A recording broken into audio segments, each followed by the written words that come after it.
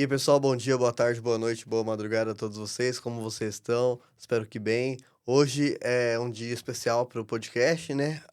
Além do nosso querido correspondente internacional Fábio, temos um convidado especial, que é o dono da Blick, né? Que é o fundador da Blick. Que isso, não faz É, não fala isso não. que é o cara que faz com que tudo isso seja possível. Como você está, meu querido Diego? Eu tô ótimo, tudo. Obrigado pelo convite, mas eu só participo, tá, gente? Quem faz acontecer aqui são vocês. Eu só tô dando pitaco só. Pois bem. E você, Fafá, como você está? Direto de Porto. Olá, Danilo, olá, Diego, olá a todos. Olá, o Lucas, que teve um trabalhão aqui antes de começarmos o episódio. Foi uma verdadeira novela mexicana com direito a irmão gêmeo do mal. Com direito à Mas briga, conseguimos. o Fábio falando mal do Lucas, o Lucas falando mal do Fábio. Foi um negócio tenso aqui, eu fiquei envergonhado. Não, ainda vou pegar ele na saída, pode ficar tranquilo, isso não tem problema. Mas pronto, muito contente de estar nesse episódio, que é um tema que, obviamente, gosto imenso. Para aqueles que não sabem, para além do Diego ser o dono da Blick, ele colocou no nosso contrato que ele teria que participar de um episódio de propósito. Isso é verdade. Ao seu gosto, O tanto que ele tema eu escolheu que o escolhi, episódio. tá bom?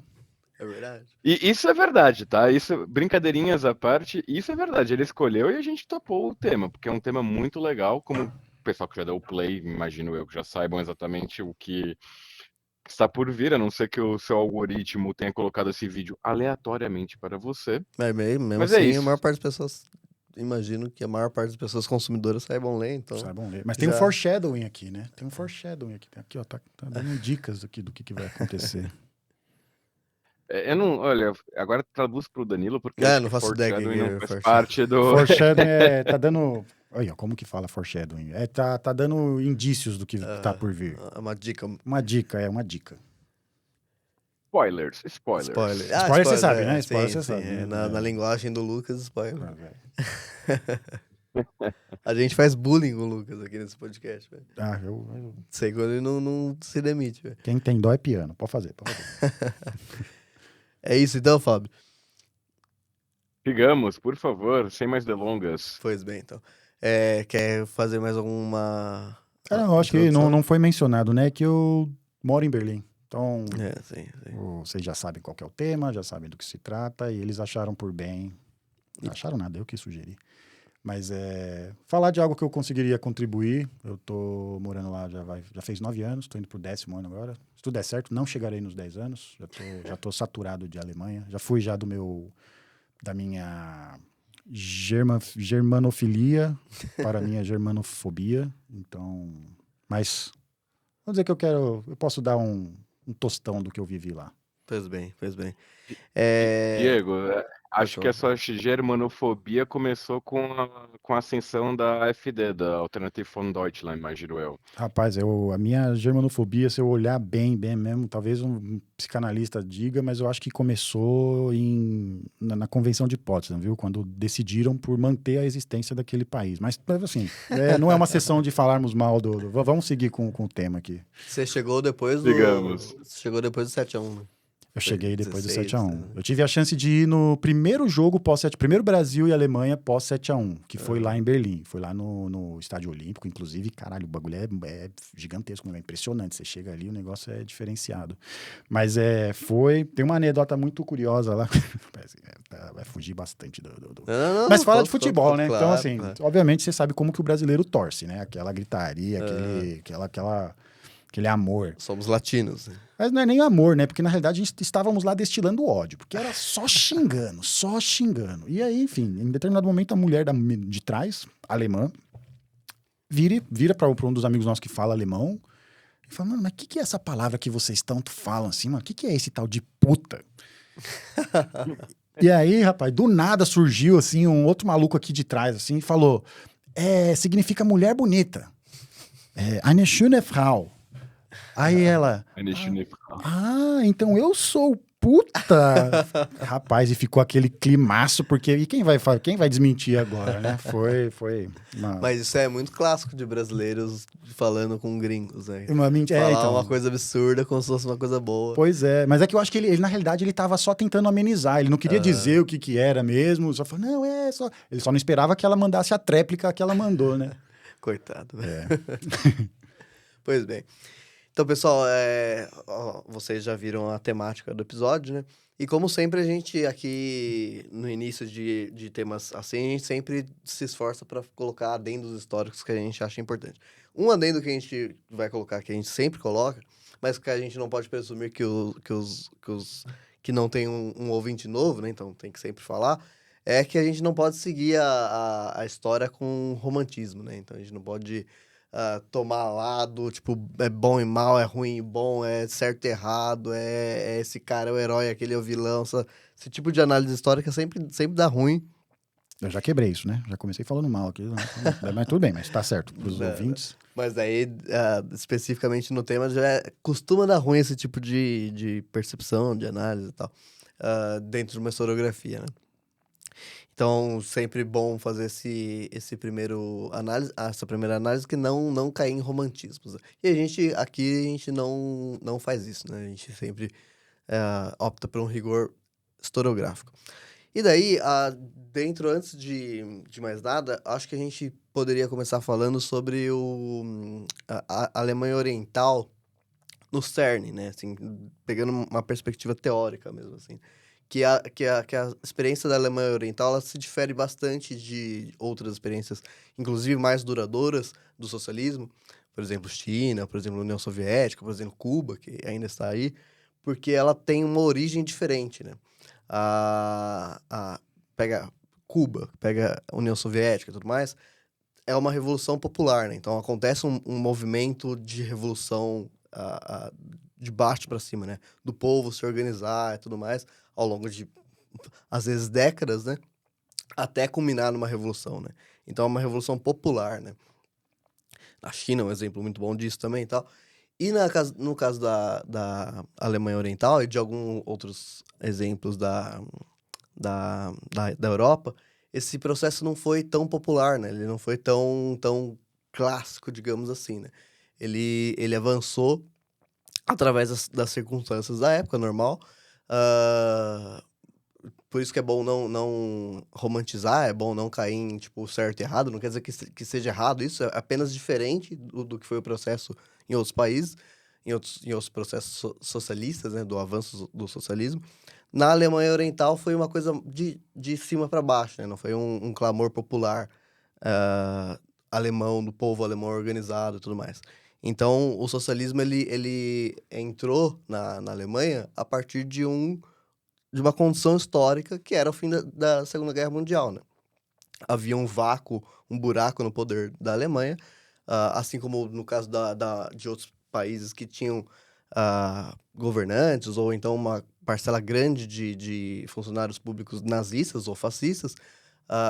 Quando acaba a Segunda Guerra Mundial, fica um buraco ali, e esse buraco é ocupado, no caso da Alemanha, por 1 milhão de pessoas, entre eles os socialistas, né? Então a porção oriental da Alemanha foi ocupada e construída uma nação socialista ali, mas não por um levante popular, por uma organização popular, por um povo que ganhou consciência na luta e tudo mais, né? Foi um processo um pouco diferente. Foi uma canetada, né? Uma canetada. Acho que aqui agora vale a gente trazer outros mapas aqui, porque fala justamente disso. A forma como a Alemanha se formou, a Alemanha Oriental surgiu, ela... Temos aqui um belíssimo mapa do que era a Alemanha e do que se tornou, né? Então, o que ele falou, o que o Danilo falou, tá descrito aqui nessa representação aqui do mapa, né? Agosto de 45 tem a tal da Convenção de Potsdam, onde os aliados, os vencedores europeus se sentaram e decidiram discutir o que a gente faz com a Alemanha. E isso aqui é o que aconteceu. Então é só para contextualizar, porque a gente vai dar um zoom depois no mapa de Berlim e vai ver que aconteceu a mesmíssima coisa, né? Então, os soviéticos vieram de leste, chegaram aqui, eles que acabaram com o regime nazista, e o pessoal que veio do oeste estava aqui. Então eles acabaram fazendo essa divisão. Falaram, então vou te dar um pedaço da Alemanha. Vou dar um pedaço da Alemanha para o Reino Unido, vou dar um pedaço para os Estados Unidos, vou dar um pedaço para a França. E também cortou um grande pedaço do que era o leste alemão, né, do que era a Prússia, especialmente Prússia, Silésia aqui. Vamos dar esse pedaço para a Polônia. Então, e isso daqui é o que ele falou. Não foi um processo popular. Por exemplo, aí aqui o estado que é a Alemanha Oriental foi basicamente uma decisão que não veio do povo alemão. Eles não tinham esse anseio naquele momento. Né? Uhum. Fábio, quer falar, Fábio? Mais ou menos isso que o Diego estava falando com relação à separação, à divisão da Alemanha no contexto pós-Segunda Guerra. A gente tem que lembrar que houve a Alemanha ocupada de 45 a 49. O território que agora acabou de mostrar no mapa, que condiz com a Alemanha Oriental, né, a Alemanha comunista, era de fato a zona que a União Soviética tinha de fato ocupado, ou seja, eles chegaram militarmente, definiram essas fronteiras a partir do poderio militar durante a Segunda Guerra.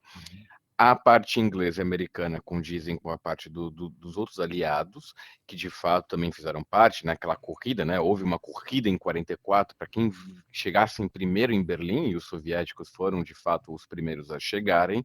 A parte francesa, na verdade, foi quase como se fosse um prêmio de consolação para os franceses, porque os franceses, na realidade, para quem se lembra, né, o primeiro país dos aliados a caírem foi a França, então a França levou os ingleses deram um prêmio de consolação aos franceses, dando um território ali como administrativo, né, porque isso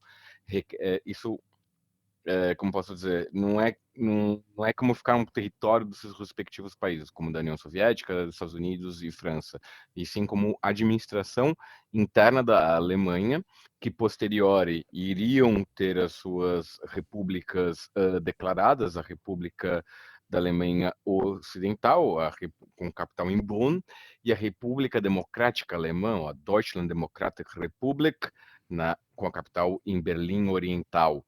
Né? Outra parte que também acho que é interessante mencionar que o Diego falou é a parte da Prússia. Boa parte da Prússia foi para a Polônia, né, como recompensações da guerra. E o que teria o enclave, que era conhecido como Königsberg, parte ficou com a Polônia e a outra parte ficou com a Rússia, que hoje é conhecida como Kaliningrado. Né, um território até hoje, um enclave que tem sido a pedra do sapato na OTAN, ainda mais nos contextos atuais. Isso eu acho que é só para mencionar o quão importante é a gente entender esses conceitos e o quanto eles podem se transportar para os dias atuais e para as questões atuais que nós vemos nos jornais, nas notícias como um todo. Dito tudo isso, passo a bola para vocês aí. Eu só queria fazer esse pequeno complemento, se eu puder ajudar em algo, como é claro.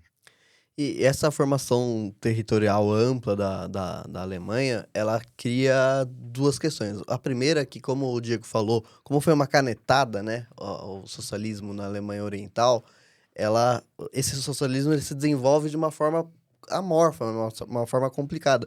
Porque o que sustenta o desenvolvimento da Revolução na China, em Cuba, na própria União Soviética, porque o início de qualquer revolução é muito duro pro povo, né? Que é uma mudança muito drástica, é um desenvolvimento onde a economia está sempre muito instável, normalmente tem guerra civil e tudo mais.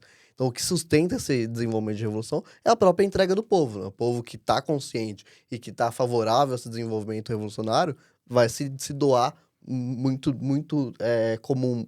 Isso acontecer em Cuba é muito evidente, na China é muito evidente, o povo se doar a essa revolução, né? Nessa primeira década, vamos supor, de dificuldade, né?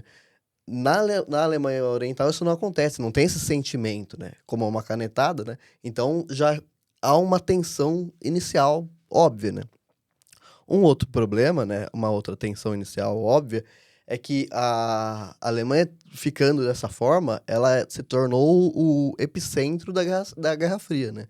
Era o grande, o grande imaginário da Guerra Fria. Na prática, assim, a tensão era evidente, né, nesse desenvolvimento. Então, assim, isso a historiografia sabe, imagina a viver isso, né? Então, viver isso é muito complicado. Imagino eu, deve ser muito complicado. O Diego já falou no off aqui que tem experiências de pessoas que você conversou lá e tudo mais para falar, né? Sobre o que era viver nessa tensão, nessa questão. Ou vocês Não, querem falar agora ou não, querem falar depois? pode, é que tem bastante dessas, né? Você sempre Uhum, vai ouvir uns relatos aqui, uns ali, e realmente teve esse outro, as pessoas não queriam, né, estar lá naquele local, porque é consequência daquilo que você falou, porque, então, em 49, quando de fato se formou a Alemanha Oriental, né, que é a Bundesrepublik Deutschland, já que você quer falar também os nomes oficiais, senhor Fábio, ela foi basicamente, vamos grudar tudo aqui, ó, dos aliados que não são comunistas, vamos fazer um país aqui. E é o que você mencionou, o lado oriental puniu severamente a parte que estava sob seu controle. uhum, Puniu muito. E uhum, não que foi exagero. Exagero foi o que foi feito com eles. uhum, Então, assim, teve assim, milhões de vidas afetadas e terminadas por conta da guerra. E os soviéticos decidiram, não, vamos cobrar agora a nossa parte. E eles uhum. cobraram. Enquanto do outro lado teve o tal do Plano Sim, Marshall. sim. Que teve assim, que deu uma perspectiva diferente. Eles passaram um pano gigantesco para todo o funcionalismo público alemão que era parte do partido nazista, porque basicamente todo mundo era, né? Uhum, Chegou até certo ponto que não dava nem para não ser, né? Assim, não uhum, é para passar pano, não, mas chegou nessa situação. Mas não houve a devida punição. E o lado oriental foi bastante punido, severamente punido pela União uhum, Soviética. Então, claro. assim, tudo que eles vão ter que pagar, tudo que vai sofrer, e eles sofrem economicamente, Uhum. eles sofrem tudo. Então, tem toda a economia planificada, fala, beleza, então agora aqui a gente precisa... Tá vindo café do Brasil. Vai lá, Fábio. Não, eu só queria fazer um complemento interessante com aquilo que justamente você estava a falar, com relação a essa questão da punição. Há relatos, por exemplo, com o caso da Iugoslávia. Iugoslávia foi um dos raríssimos casos onde o comunismo foi implementado não por demanda da União Soviética, como foi a Hungria, a Tchecoslováquia, então, né, a Polônia, enfim. Mas uma das punições que a Alemanha sofreu, que boa parte do maquinário da indústria pesada alemã foi para a Iugoslávia, que fomentou a indústria iugoslávia durante esse contexto, né? E com relação à punição, eu acho curioso mencionar isso. E claro, houve de fato punições, eu diria que né, do lado soviético de fato foi muito mais forte do que do lado ocidental, né, do lado do capitalista dos Estados Unidos. Mas vamos dizer que as grandes cabeças, né, foram absorvidas, né? Os grandes cientistas, como todo mundo gosta de falar, a NASA, que surgiu com muitos cientistas nazistas, e a União Soviética também fez o mesmo, né? Já vamos lembrar que estávamos engatinhando durante o começo da Guerra Fria, no qual já era meio que sabido por ambas as partes que isso iria vir a acontecer, consequentemente, eles já estavam a tentar adquirir as melhores cabeças. E as cabeças que estavam vagas eram justamente as do poder científico nazista. E que foram para a Alemanha, da Alemanha foram para a União Soviética e foram para os Estados Unidos. É somente um complemento, assim, para fazer uma justiça, né? Para não falar que vamos torcer por um time ou vamos torcer por um outro. Como bons historiadores que eu e o Danilo somos, temos um compromisso com a verdade. Pois bem, e lembrando que os soviéticos foram profundamente destruídos, né, na Segunda Guerra Mundial. Era um alvo muito, muito intenso, então números de próximos de 20 milhões de pessoas na União Soviética acabaram morrendo em decorrência da guerra. E também um número muito grande de edifícios, né? Então a violência física contra as cidades em si, né? Então havia de fato esse sentimento de cobrar de fato todo esse dano, como o Diego falou, cobrar os alemães. Mas a União Soviética fez essa cobrança, né? Financeira e de pessoal, né? De demitir 70% do funcionarismo público da Alemanha Oriental. Isso também, daí isso causa uma consequência que eu acho importante tentar deixar claro. Que primeiro, o povo alemão da parte oriental não tinha o apreço necessariamente pelo desenvolvimento do socialismo. Obviamente, tinha alguns que sim, e tudo mais, mas não foi um movimento, não foi todo um desenvolvimento. Então, o primeiro ponto. O segundo ponto, obviamente que essa punição e essa demissão em massa de funcionarismo público e tudo mais, e de cobrar financeiramente a parte da Alemanha Oriental, causa um problema cotidiano na vida dos alemães que ali estão, né? Ao passo que, como o próprio Diego falou, na parte ocidental, na parte capitalista, há o mundo capitalista despeja bilhões de dólares nessa Alemanha para reconstruir cidade, para reconstruir a economia do lugar, né? Então, há uma clara diferença ali no próprio desenvolvimento, né? O desenvolvimento da Alemanha Oriental, ele demora mais também por conta das punições, né? Então, isso evidentemente que cria um sentimento no mínimo, uma desconfiança, né, na maior parte da população, né? Então, há esse ponto também. Um outro ponto que é importante deixar claro também, que acho que é necessário sempre analisar os sujeitos históricos ali, é também lembrar quem que era a União Soviética nesse momento, né? Porque a União Soviética, ela é uma até 56 e ela é outra a partir de 56. Ela tem uma ruptura muito grande a partir de 56. Isso influencia, obviamente, no desenvolvimento da própria Alemanha Oriental, né? Então, de 17 a 56, a União Soviética, ela podemos entender um período de desenvolvimento em vários aspectos do socialismo e da vida soviética mesmo. E a partir de 56 há um golpe militar muito claro, e é um golpe literalmente, né, com um exército na rua e tudo mais. É, o Partido Comunista da União Soviética, as diretrizes, elas mudam completamente, né? Então, ela abre uma perspectiva mais reformista e mais autoritária, porque ela abre uma perspectiva mais imperialista do desenvolvimento do socialismo, né? Ela coloca a União Soviética como um centro do desenvolvimento socialista e os demais países eram como se fosse uma periferia que deviam aceitar esse desenvolvimento imposto pela União Soviética, né? Cuba é um exemplo muito claro, né? Cuba segue essas diretrizes não porque queria, mas porque era a única maneira que eles tinham para se desenvolver. A China, por exemplo, não segue, né? Então tem um início de embates entre o comunismo chinês e o comunismo soviético muito grande, que vão desembocar nos anos 70 ali, inclusive na aliança de China e Estados Unidos, né? Porém, isso reverbera de uma forma muito clara na Alemanha Oriental como uma perspectiva autoritária, né? Então isso também fica no imaginário do povo alemão. Há uma pegada, né? Uma ação mais autoritária da União Soviética a partir do fim dos anos 50, especialmente, com a Alemanha, né? Com o desenvolvimento do socialismo alemão. Então, esse também é um outro ponto muito interessante para analisar o que era esse povo alemão dentro dessa Alemanha Oriental, né? Porque isso permeia o cotidiano da pessoa, né? Esses três elementos que a gente falou aqui, né? Primeiro, o socialismo imposto, né, na canetada. Segundo, as punições. E terceiro, esse autoritarismo, né? Então, isso fica nessa Alemanha Oriental, o que difere bastante de outras experiências socialistas, né? Sim, é. E é bem isso mesmo, tem essa fase aí já antes dessa mudança. Quando rola essa mudança na União Soviética, até lá em Berlim mesmo tinha a tal da Stalin Allee, Avenida do Stalin, que aí quando tinha o bate-a-bota lá, o pessoal, não, vamos apagar. Aí virou Karl Marx ali, virou a Avenida do Karl Marx.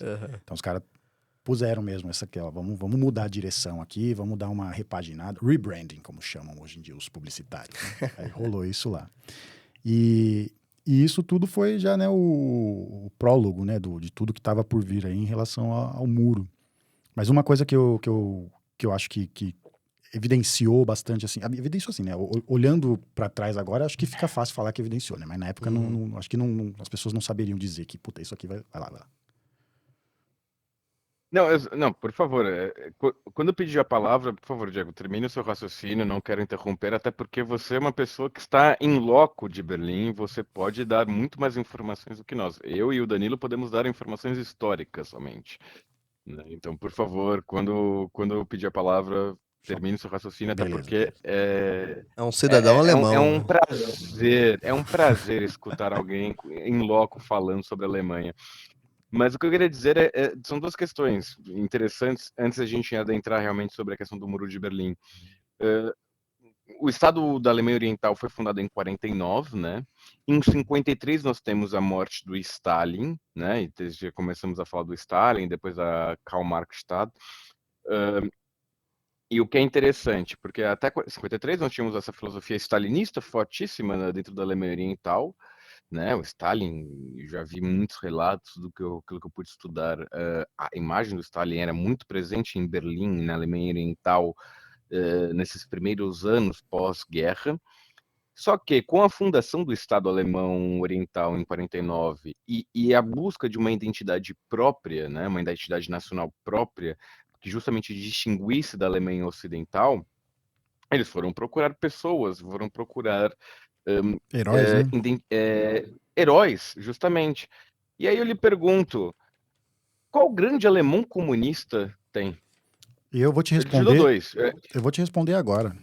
Vou te responder com um Marx presente, Engels. com um presente que eu trouxe pro meu amigo Danilo. Uma nota de 0 euros de Karl Marx. Pega alguma câmera aí que o Pega Fábio aqui, ó, veja. põe aqui, ó, põe nessa daqui, ó. Não, eu tô Boa, vendo, Té. tô vendo. Então, um Pô, grande alemão. Acho Até a câmera. marmelada não terem. Tô lá pro do Danilo. Desculpa. Só acho marmelada.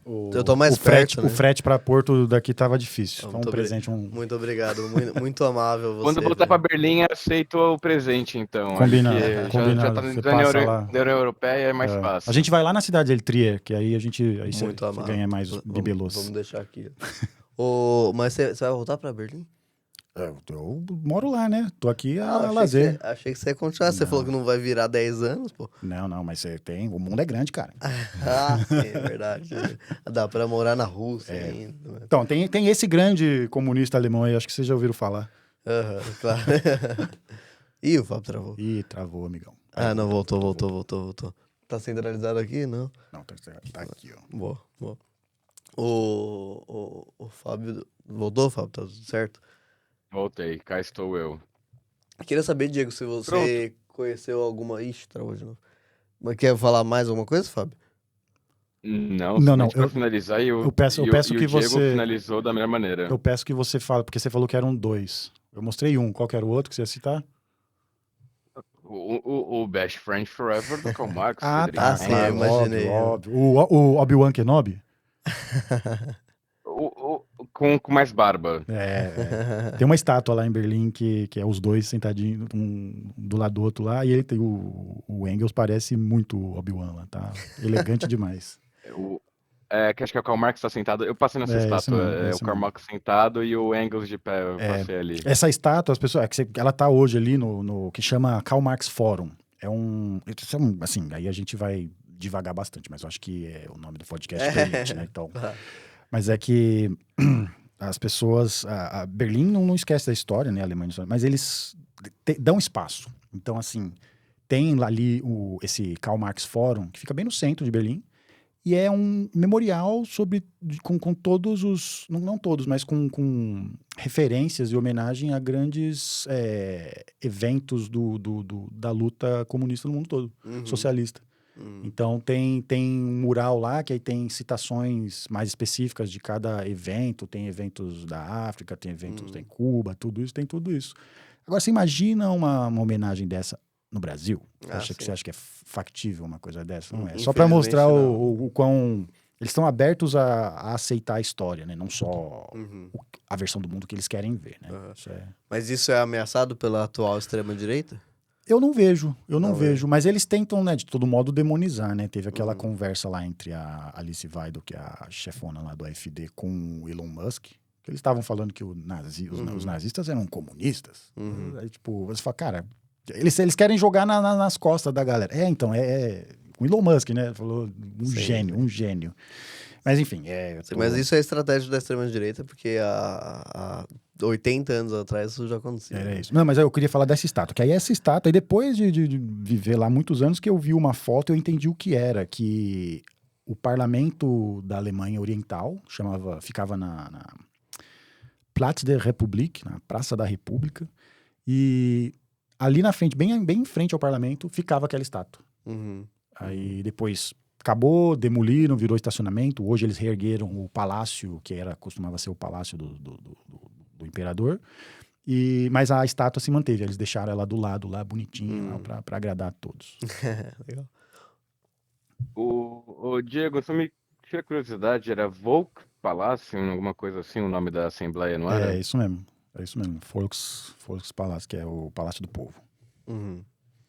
Olha, eu tô feliz que ainda o meu alemão não tá tão enferrujado quanto eu pensava que estava. Não, tá funcionando, tá funcionando.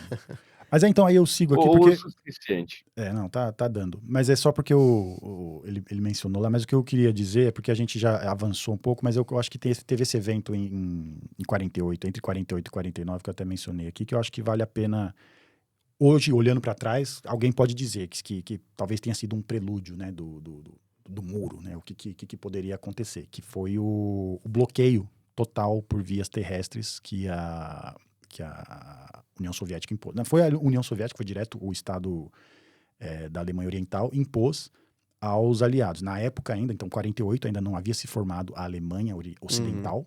Então tinha os setores ainda divididos, como a gente mostrou aqui no mapa. E eu vou tentar ser muito breve aqui nos motivos, porque eu não sou historiador nem nada. Mas é basicamente esse grupo de setores estava se juntando para começar a emitir sua própria moeda. E os soviéticos não queriam isso. Falaram, não, calma lá, vocês estão de vacilação aqui, a gente não conversou. Então, discussão vai. No dia que eles impõem eles falam, agora, a partir de hoje, essa moeda está válida, aí a Alemanha Oriental fala, então a gente vai bloquear agora. Então, ninguém tinha mais acesso. E como isso afeta Berlim? Drasticamente, porque... Lucas, por gentileza, você poderia me dar o mapa da Alemanha? Vamos voltar aqui, o da Alemanha. Alemanha. Outro mapa. Alemanha. Muito obrigado. Porque eu ia citar isso aqui. Você pode guardar esse presente, isso é presente. Eu ia citar aqui o fato de que, é importante citar que Berlim, se você olhar, isso aqui é Berlim. Berlim acabou se tornando uma ilha. Se tornou tanto um enclave como um exclave.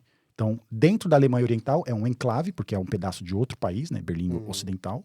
Mas é um exclave, porque é um pedaço da Alemanha Ocidental que está fora do seu território contíguo aqui. Então, e aí se você olhar aqui, nesse evento que eu falei, 48, acho que foi junho de 48, eles falaram, não, então quer saber? Todos os recursos que chegavam a Berlim Ocidental chegavam por trem. E os caras falaram, vamos bloquear. Não vai mais chegar trem. E aí o que foi o grande evento? Foi a tal da ponte aérea. Que, curiosamente, é a origem do termo ponte aérea que a gente usa hoje. A gente estava falando aqui de palavras que tem a origem de tudo. Então, é o Luftbrücke. Luftbrücke, que é a ponte aérea, literalmente. Que em inglês é airlift, mas o pessoal falava também air bridge.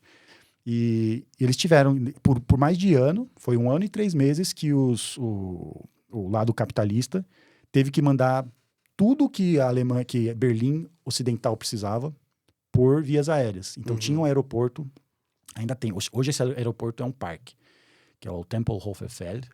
E por esse aeroporto tem lá hoje um monumento, tudo, e um aeroporto feito por Hitler, né? Tem aquela arquitetura clássica e que sobreviveu, não foi destruído. Os caras tiveram que destruir, vamos dizer, algumas partes dele depois, né? Tinha uma águia gigantesca lá que os caras falaram, vamos remover tirar isso aqui. E através desse, e fica bem, não vou dizer central, mas é bem próximo do centro da cidade, então eles usaram isso. Então, por ano e tanto, foi suprimento chegando, mas assim, eu não estou falando de chegou um pacote de traquinas, não. Eles precisavam de carvão para aquecer as casas no inverno.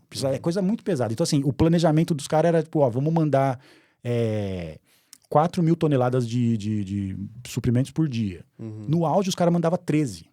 De absurdo. Então, assim, foi um esforço logístico muito grande que foi dominado pela Força Aérea Americana e a Força Aérea Britânica, né? Teve suporte de outros, mas foram predominantemente esses dois que fizeram... Tudo que Berlim precisava para continuar funcionando. Tudo que Berlim precisava para continuar funcionando, exatamente. Vai lá, vai. Olha, complementando até justamente, dando uma perspectiva mais histórica sobre essa questão, foi justamente na altura de Stalin que teve esse cerco a Berlim. Porque como a gente pode ver muito bem nos mapas, Berlim está completamente isolado. Berlim Ocidental, no caso, está dentro da Alemanha Oriental. Então, Berlim Ocidental funciona justamente como uma ilha. Como o Diego muito bem disse, havia uma estrada que levava, por boa parte por trem, os mantimentos todos que Berlim Ocidental necessitava.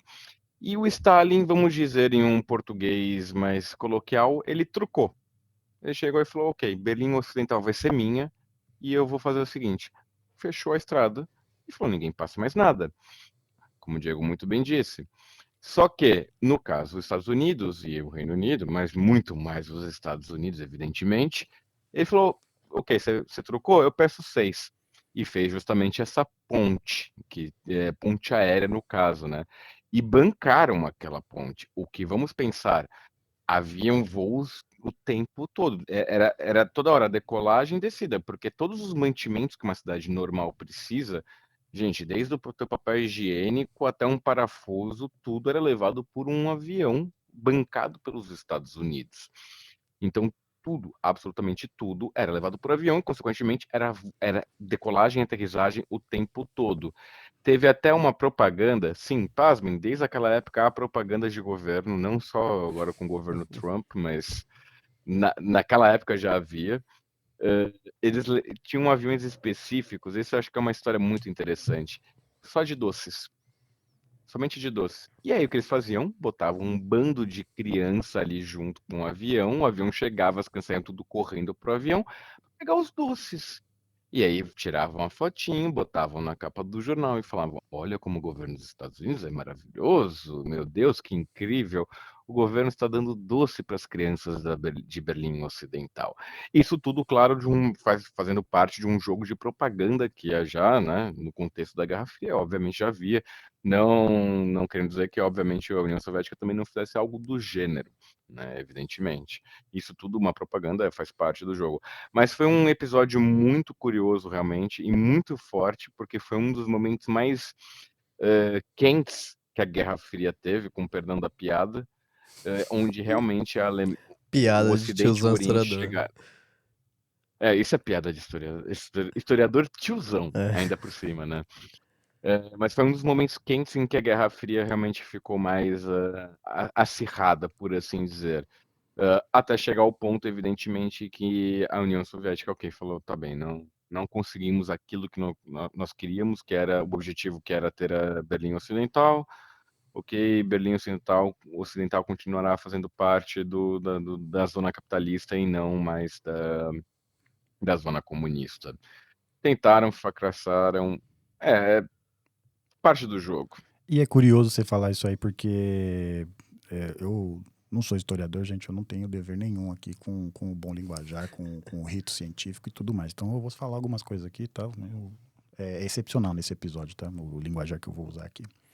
Mas é que você falou disso, né? Que eles queriam. E foi realmente a questão do.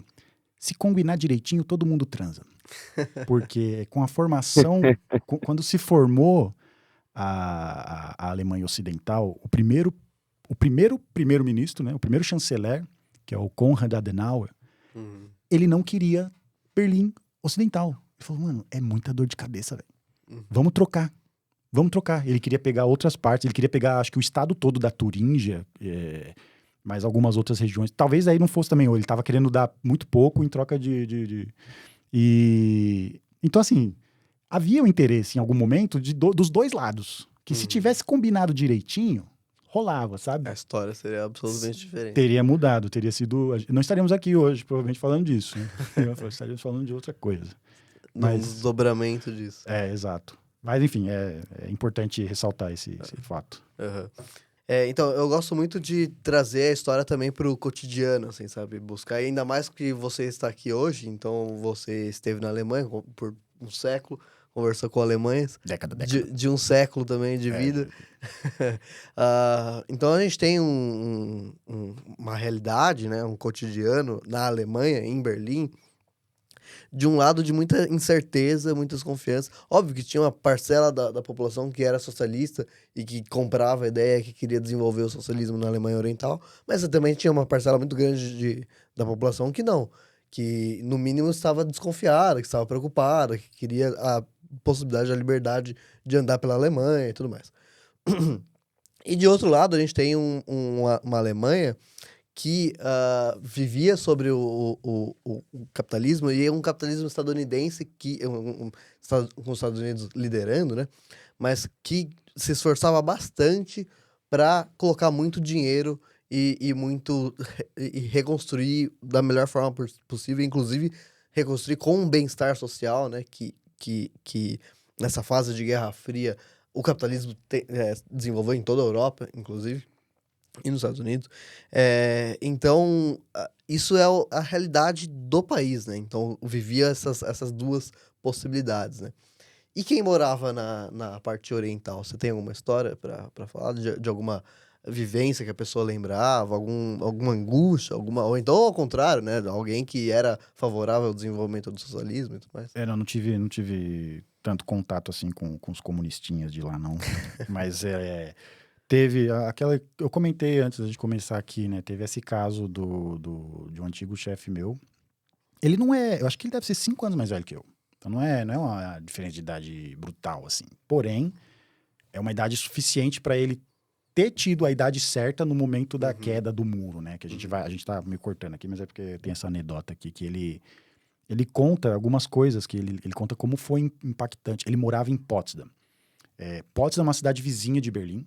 É um caso curioso, porque é a capital do estado de Brandemburgo e é colado com Berlim, que é a capital do estado de Berlim. Duas capitais juntas, né? É uma coisa rara. Tipo Montevidéu e Buenos Aires. Isso não, Só que não não tem um rio cortando, assim, né? E ele morava lá, então ele estava já na Alemanha Oriental, do lado de lá, vamos dizer assim, do lado ocidental de Berlim Ocidental, né? Então estava do lado oposto. E ele falou, ele dando o relato de que ele lembra muito claramente o primeiro dia, a primeira vez que ele tomou uma Coca-Cola. Ele fala, e às vezes você ouve umas coisas assim, às vezes você via em algum documentário, alguma coisa assim, você fala, putz, cara, que doido, né? Mas aí você vê a pessoa falando, tipo, e você vê uma testemunha da história, né? Ele viveu aquilo, ele viu aquilo, ele não tá falando... Ele fala, cara, foi louco, assim, ele via propaganda, às vezes via as coisas, e tem, né, como você falou lá, os caras investiram pesadamente na questão da propaganda, tudo, e ele sempre contava essa história. E ele contava também das filas de tanque de guerra infinitas, assim, ó, infindo, assim, ó, pós-queda, quando as forças soviéticas começaram, acho que ainda era a União Soviética, né? Eles estavam, só que como já tinha caído o regime da Alemanha Oriental, os caras falaram, mano, vamos meter o pé daqui. E ele fala que horas de tanques indo embora. Tinha a avenida lá da casa dele, ele falou que é horas e horas de tanques passando, indo embora. Vamos embora. Então tem muita história desse contexto. Tem uma outra, essa daqui eu gosto, não é que eu gosto, né? Mas eu acho mais curioso, porque a dona do apartamento onde eu moro lá, a antiga dona, ela é uma senhorinha de 80 e tantos anos, e ela estava contando que ela ia para Berlim de férias. A brincadeira dela era ajudar a limpar a rua dos detritos da guerra. Isso já era pós-guerra. Ela era menina, tinha, sei lá, 7 anos. E ela ficava limpando a rua com as primas dela. Era o trabalho deles lá. Eles tinham falado, não, agora vocês vão arrumar lá. Então a molecada lá, e eles usavam isso como uma forma de brincar, né? Então, isso é legal. A vivência que você tem, você é exposto a essas pessoas que vivenciaram coisas que você só via nas aulas de história, assim, essas coisas, sentir, fala, putz, a sua vida foi, para mais ou para menos, afetada por esse evento histórico de uma forma muito explícita. Claro. E você é uma testemunha, você conversar com essas pessoas é muito enriquecedor, cara. Claro. Bastante. Sem Mas dúvida. esse segundo aí foge, né? Porque não é tanto da relação da queda do muro ou da criação do muro. Mas de qualquer forma é bastante interessante. Então, é bastante. Quer falar alguma coisa, Fábio? O Diego falou uma coisa que me lembrou de outra, né? Aqui em Portugal, paralelamente, vivia-se um regime fascista anacrônico. E é curioso falar isso porque é muito notório a parte que toca com relação à cortina de ferro e esse bloqueio cultural que havia dos Estados Unidos, do que vinha dos Estados Unidos, melhor dizendo, pro bloco oriental, né? Então, por exemplo, muita gente, como o Diego contou, que não havia tomado uma Coca-Cola na vida até quase 1990. E é curioso porque em Portugal também aconteceu uma coisa parecida, né? Portugal ficou muito isolado nesse contexto, e eu estava uma vez conversando com o meu professor, o treinador lá, eu jogo badminton e o homem já acho que está na faixa dos seus 50 anos. Ele falou que era quando era garoto, isso já após, se não me falha a memória, o fim do regime fascista em Portugal, após a Revolução dos Cravos. Ele falou da primeira vez que ele tomou Coca-Cola, que ele tinha que ir até a Espanha para tomar Coca-Cola. E é uma coisa que eu acho curiosa, porque como o brasileiro sempre tem uma síndrome de vira-lata, né, de achar que o Brasil sempre está subalterno às potências, os países de primeiro mundo, o Brasil sempre teve Coca-Cola, acho que sei lá, desde 1950, 1940. O Brasil sempre teve muito mais acesso a muitas coisas que muitos países ditos cujos de primeiro mundo nunca tiveram, né? Então, por exemplo, um alemão nunca tomou Coca-Cola até 1990.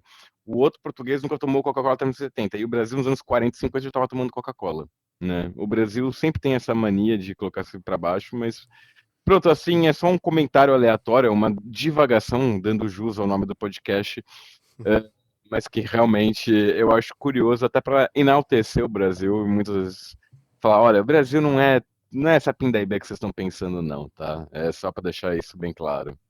Pois bem. Não, eu prefiro Guaraná. Guaraná é muito melhor que a Coca-Cola. Eu prefiro Fruc. Que é isso, rapaz? Pro Fábio ficar bravo comigo. Não tem problema nenhum em tomar um Fruc, pode tomar uma Polar, pode fazer o que quiser. Pô, Mas quando tu fala bate, guri, sendo de Osasco, Danilo, você é eu de não sou de Osasco, Osasco, eu não sou você de não. Osasco. Eu sou de Pau Sul, velho. Eu ficaria com Osasco, só pra deixar quieto Não, aqui. pode. Nossa. E Fala Pau que Sul, fala e que Pau é Sul, Osasco, fala que Perto é de Palmital Osasco. lá que você falou, né? A gente falou outra vez. e Pau Sul é bonito pra caramba, para com isso, velho. Que é Do lado isso, de gente? Ourinhos, velho. Little Ô Gold. Danilo, da quinta série maluca, Danilo. Deixa quieto, fica quieto. As, Chamar as, o Danilo de simulacro de gaúcho. as piadas homofóbicas do Fábio, velho. Aí, ó. Aí, ó. Climão, Falei hein? de pau, Que Climão, vai velho. ser, De vai ser, pau vai ser, clima pesado pra entre os toda a brothers. gente. vai ser cancelado pelo Lucas. Corta. A juventude comunista vai te cancelar. O... Ponto é, Danilo, você é paulista, é tubaína, é dogão de Osasco, é mano, é mina, Assim, é isso. o dog de Osasco é infinitamente melhor do que o dog gaúcho. Nossa, o cachorro-quente gaúcho é... Coitado, velho. O dog alemão, cara, os caras colocam cebola frita e picles. Eu descobri que é maravilhoso. Ah, esquisito, hein? Então, eles olham de Pegando Osasco, de Osasco e falam a mesma coisa. Então, assim, Pegando um gancho do que o Diego falou, Diego, tu sabes que o prato principal mais conhecido de Berlim é o Currywurst. O Currywurst surgiu por causa da Guerra Fria, por causa da divisão de Berlim. Porque como no pós-Segunda Guerra não tinha muitas coisas, né? Só tinha salsicha, e aí eles inventaram o Currywurst, porque o ketchup é uma coisa completamente americana. Pra quem não sabe, o Currywurst é Estadunidense. uma salsicha estadunidense, perdão. O Currywurst é uma salsicha alemã com ketchup e temperada com curry por cima. E isso não faz nada parte da cultura alemã tradicional, culinária pelo menos, né? E aí como nessa aquela dos aviões que iam até Berlim Ocidental, muito era levado comida americana e o ketchup era uma delas. E aí eles criaram o Currywurst como uma solução ali num momento quando eles não tinham muito aquilo que comer. Né? E foi assim que, por exemplo, surgiu um dos pratos mais típicos berlinenses, que é o Currywurst. os caras conseguem rastrear, tem o nome do cara que criou, assim, que o cara que tinha uma vendinha lá dele, ele começou a fazer essa mistura aí, e hoje é sucessaço lá, sucessaço, em qualquer canto que você vai, vende, tem bastante. Hoje E em dia é bom pra gourmet. caramba, É bom gostoso, pra caramba. é gostoso. Acertou.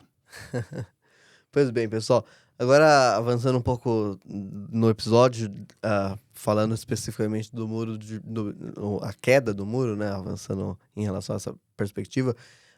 O primeiro ponto que a gente... Não, calma lá, meu amigo. Que foi? Calma. A gente nem falou da criação do muro. Da construção. Da construção. Tá, pode falar. Não, você é o historiador aí, fala lá. É que eu não botei no roteiro, mas quer falar, fica à vontade. Não, é isso, é porque entre a criação e a queda, né, tem esse evento maravilhoso que foi o impasse do Checkpoint Charlie. E eu queria falar dele, né? Então, o muro começou, a data oficial de nascimento, né, 13 de agosto de 61. Então, em 61 que começou, muita coisa aconteceu em 61, né? E começou a correria toda e, cara, é muito legal lá as partes preservadas, que você vai lá, que tem os trechos preservados do muro e tem aquela parte famosa que o pessoal chama de East Side Gallery, porque foi transformada numa galeria de arte a céu aberto, então tem uns desenhos icônicos lá, tem o beijo do... Quem que era? Quem que era o beijador lá, o soviético? Era o Khrushchev? É o Eric Honecker com o Brezhnev. É o Brezhnev. E ele tem esses pedaços lá, tudo. E tem umas outras partes não tão... Fábio conhece todos os beijadores da União Soviética. Não tão... então, tá. Beijei alguns. Quer ser redimida a piadinha homofóbica. Então tem as outras partes. Eu sou a lá. favor da piada, antes de tudo. É. E tem até mostra em alguns filmes, não sei se vocês já assistiram aquele filme Ponte dos Espiões, Ponte de Espiões, eu não sei como é, Ponte O dos Fábio, com Espiões. certeza. Do Spielberg. Esse daí, é bem legal, cara. Muito Já bom assistiu filme, já, Lucas? Ponte de Espiões. O Assistiu, Lucas é não? o cinéfilo do podcast. É bem bom, é bem maneiro. Aí, Já fica a dica cultural. já fica aí, depois coloca lá, é um filme bem maneiro. E tem a ponte lá, você visita a ponte, a ponte fica justamente entre Berlim e Potsdam, que é onde eles faziam as trocas lá dos espiões. Enfim, tô falando aqui, eu já até esqueci qual era o ponto que eu ia puxar. Mas aí é da criação Do checkpoint. Então eu vou pedir agora pro meu amigo aqui, para ele me passar o segundo mapa do dia, que Nosso é o amigo mapa Lucas. de Berlim, na época em que existia o muro, né? Então aqui tá tudo em inglês, a gente vai explicar basicamente o que tá. Então tem a data aqui, né, que 61, 89. Fábio, desculpa, que eu acho que você não vai conseguir ver aqui agora. E Não tem problema. da mesma forma como lá na Convenção de Potsdam, quando eles estavam fazendo a divisão da Alemanha, tudo, eles sentaram e falaram, o lado francês, britânico, americano, falaram, não, mas a gente quer também... Eles viram que Berlim ficou completamente dentro do lado soviético, falaram, mas a gente quer o nosso pedaço também. Então eles fizeram os setores, o francês, o britânico e o americano lá. E eu até comentei com o Danilo e com o Fábio a importância de mostrar. Então isso tudo aqui é Berlim. Mostrar o que era o muro. Por quê? Porque eu, nas aulas de história, eu fui bem juvenil. Hoje eu vejo, você fala, não faz sentido. Mas eu achava o muro, eu escutava o muro, eu achava assim, tá, mas se você seguir esse muro assim, em algum momento ele acaba, não acaba? Nunca me ocorreu que, na realidade, o muro é fazendo a volta em toda a cidade. Então, Berlim Ocidental já estava isolada dentro da Alemanha Oriental, e aí eles fizeram esse muro em volta dela toda aqui, ó. Esse que é o muro de Berlim. E aí tem os setores. E dentre os acordos, isso pré-muro, tá? Dentre os acordos, eu não sei até que ponto são acordos oficiais, porque o que eu estava pesquisando aqui não foram acordos tão bem formalizados. Você gosta do seu professor de história da época? Da época da minha escola? Que te ensinou? Adoro, você tá louco, amo. Eu ia fazer uma pequena crítica mesmo. Não, mas é que... Não sei, é que Porque mapas ajuda muito o aluno a visualizar. Ajuda. Muito. Mas você estudou em escola privada? Eu sim. Meu amigo, aí o jogo muda, né, meu parceiro? Eu dou aula de escola pública hoje em dia, eu levo mapa. Então, porque você foi educado, né, dessa forma, mas o meu lá não tinha tamanhos recursos acadêmicos, vamos dizer assim, mas era o storytelling, mano, eu acho que é mais importante, quando o professor começa a falar e tudo que te prende, assim, acho que é mais, sem devagar tanto. E aí uma coisa que eles concordaram... Pode devagar, pô. Quando O dono da Blick hoje deixa passar o tempo do podcast. Né? Eita, porra, nem ligou. Ele nem ligou. Tá com a comanda aberta, né? Tá com a comanda aberta. Open bar hoje, gente. Pois é. Opencast aí, ó. E De open bar de Hoje- divagação. Hoje vai ser tipo o xadrez verbal, pô. vai ser. Não, isso é doido, meu Deus do céu. Eu tenho que ir pra cá já já. Não, brincadeira. E aí, estão focando aqui, é porque eu perco o fio da meada. Por isso que não, deixa eu voltar pra cá. Então, o que eles concordaram era livre trânsito, especialmente entre diplomatas de ambos, de todos esses países, para qualquer parte. Então, diplomata americano, britânico, francês, podiam ir. Estadunidense. Desculpa, Eu norte-americano. sou chato não é pra suficiente. caramba. Não, mas tá certo, mas você tá certo. Estadunidense indo pro setor soviético, beleza, não tem que ter problema. Não podia ter checagem de documento, essas coisas, nem nada. E então, isso aconteceu. Só que isso antes, isso pré-muro, concordaram nisso, lá em Potsdam. Só que aí teve esse evento em outubro, acho que foi dia 27 de outubro de 61, bem no começo assim do muro, não tinha passado tanto tempo assim que começaram a erguê-lo. E um diplomata americano tentou passar para o lado soviético, para Berlim Oriental. O que acontece? Aí eu teria que pegar um mapa maior aqui, dar um zoom, e aí ficaria meio complexo. Mas como sabemos que a União Soviética chegou, foi a primeira ali, tomou o negócio todo, eles basicamente pegaram os principais, vamos dizer, os pontos turísticos, principais pontos turísticos, né? Então tinha muita coisa que estava do lado oriental, do lado soviético. Então se você queria ter acesso a tal prédio, a tal coisa, teatro, alguma coisa, você tinha que cruzar para o outro lado. E existia esse acordo, então eles tinham pleno acesso a isso. Só que aconteceu isso nesse dia, em outubro, que um diplomata americano tentou cruzar. Então vamos dar um passo para trás. Cruzar o quê? Tem os setores. E aí, como tem um muro, quando fizeram um muro, eles fizeram para ainda assim permitir a passagem entre pessoas, com controle que eles decidissem aplicar lá, os tais checkpoints, os pontos de checagem. Né? Eu não sei se existe tradução melhor para isso. Mas é uma bom... checkpoint bate assim, mas é... E tinha... É aduaneira. A aduaneira, é isso mesmo. A aduana dos caras aqui. E aí, como são 3 setores, aí cada um tinha a sua passagenzinha. E eles usavam o alfabeto fonético. Então tinha o checkpoint alfa, o beta e o Charlie. Então o alfa era o francês, o beta era o British. Bravo. É bravo, desculpa, você falou bem certo, é bravo, não é beta, é bravo. Eu falei o alfa lá, me travou tudo, é bravo. E o Charlie. E o Charlie era justamente o americano. Então, para você sair ou entrar do setor americano, você tinha que passar pelo checkpoint Charlie. E aí, nesse dia, o diplomata que estava indo numa ópera lá do lado soviético, os caras lá no checkpoint começaram a encasquetar com ele, pedir documento, pedir não sei o quê, e não estavam deixando o cara passar, velho. Aí os caras, mano, como assim, velho? Você não tem nem que me pedir isso. Você não tem que me pedir documento, perguntar qualquer... Eu tenho direitos plenos disso. Eu falei, não, mas você não manda aqui. E a altura não... Começou, assim, uma discussão entre os caras lá. O cara falou, quer saber? Vou escalar a coisa aqui. Eu tô contando na forma bem de boteco aqui, tá? Porque, de novo, não sou o historiador aqui. Vocês me interrompam se vocês quiserem dar um adendo mais fino. O cara chegou lá, falou, vou escalar isso aqui. Ligou pra alguém, que eu não vou saber dizer qual que é a patente, mas é alguém com uma autoridade muito alta, que essa pessoa ficou tão puta com que ele foi barrado, que ele falou, não, você vai voltar lá agora e eu vou mandar um tanque pra te acompanhar. Agora você imagina, você tá lá no checkpoint, você lá, o seu alemão oriental ali, de boa, tomando seu... Sei lá o que eles tomavam, a sua Fanta, né? Fanta é um produto alemão, viu, gente? Mas isso é... Só cerveja, Bruno. E ele... Alemão nazista. Alemão nazista ainda, E ele... Os caras estavam lá e de repente você imagina, né? Fala, mano, tá vindo um tanque aqui, velho. Bem no checkpoint, que porra é essa? Aí o cara do outro lado lá pega o telefone e fala, mano, ô comandante, tem um tanque aqui, irmão. Os caras estão mandando lá aqui. Falou, como assim? Manda 2. E ficou nisso. E aí foi escalonando. Ficou nessa daí. Ficou assim, ó. Foi quase um dia inteiro os caras apontando as armas um pro outro ali. E muita gente fala que ali foi um momento muito quente, assim, que, tipo, alguém de cabeça... Teve aquela lá do submarino que o cara não quis, o soviético não quis disparar a arma nuclear, né?